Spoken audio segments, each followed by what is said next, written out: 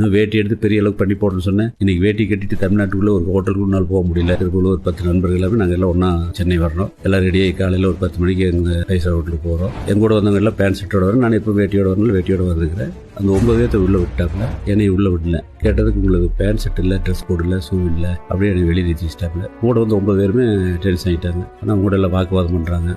சரி பரவாயில்ல, நான் வெளியே உட்காந்துருக்கேன்னு சொல்லி எல்லாம் நினச்சிட்டு போட்டு நான் வெளியே வந்து வர வரைக்கும் வெயிட் பண்ணிட்டு ஒரு மரம் வந்து அந்த மரத்தில் உட்காந்துருக்கேன். அப்போ தான் எனக்கு இந்த கேள்வி வந்து, நீ கேட்ட கேள்வி வந்தது. எல்லாரும் உள்ள போயிட்டா பேண்ட் போட்டோம், நீ வெளியே தானே உட்காந்துருக்கிற என்ற மெசேஜ் நீ திருப்பி கேட்குது. இந்த வேட்டிக்கு ஒரு அங்கீகாரம் வாங்கினா இது ஜெயிக்கு கொண்டு வந்துடலாம் அப்படி ஒரு முடிவு எடுத்துட்டு ஏதோ நல்ல விளம்பர கம்பெனி பார்த்து எடுத்து பேசிட்டு போயிடுவோம் அப்படின்ட்டு இவங்களெல்லாம் ஊருக்கு அனுப்பிச்சிட்டு நான் இங்கே தங்கிட்டேன். நிறைய விளம்பர கம்பெனிக்கு போய் எனக்கு ஒரு வேட்டிக்கு விளம்பரம் எடுக்கணும்னு எல்லாம் கேட்குறேன். வேட்டி கட்டினாங்கன்னா ஒரு பாமர மக்கள் மேக்ஸிமம் ஒரு சைக்கிள் வச்சிருப்பாரு, அதுக்கு மேலே ஒரு டிவி ஸ்டே வச்சிருப்பாரு, ஒரு ரப்பர் செருப்பு போட்டிருப்பாரு. இதுதான் வேட்டி கட்டோட இமேஜ் இருந்தது. அதை உடைக்கணும் அப்படின்ட்டு அதை சல்யூட் ராமராஜ் எடுத்தேன். ஒரு 5 ஸ்டார் ஹோட்டலில் வந்து அவர் இறங்குறாரு. இறங்கணுன்னா எந்த 5 ஸ்டார் ஹோட்டலில் உள்ள விட மாட்டேங்கிறாரு செக்யூரிட்டி, முடிஞ்சு ரிசீவ் பண்ணுறாரு. அவர் அங்கே உள்ளே போனோடனே வந்து ரிசப்ஷன் போக்குவரத்து எல்லாமே வந்து அவங்க ரிசீவ் பண்ணுறதுக்கு வர்றாங்க. எல்லாருமே மீட்டிங் ஹால் போனோடனே உலகத்தில் இருக்க அத்தனை ஆளுமே வந்து கோட் சூட் போட்டு உட்காந்துருக்காங்க. இவர் ஒரு ஆள் மட்டும் வேட்டியோட போறாரு. அத்தனை பேர் எழுந்திரிச்சு அவருக்கு சல்யூட் பண்ணிட்டு அந்த கான்ட்ராக்ட்ல கையெழுத்து போடுறாங்க.